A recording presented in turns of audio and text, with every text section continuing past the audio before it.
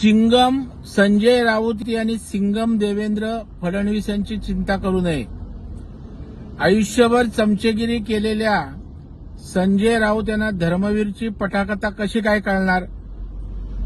देवेंद्र फडणवीस हे आधुनिक अभिमन्यू आहेत आणि तुमच्यासारखे किती शकुनी मामा आले तरी त्यांना घेरलं तरी ते चक्रव्यूह भेदण्याची क्षमता आज देवेंद्र फडणवीस साहेबांमध्ये आहे। पत्रा चाळीचा लुटारू राऊत ही पटकथा कशी बरं वाटते।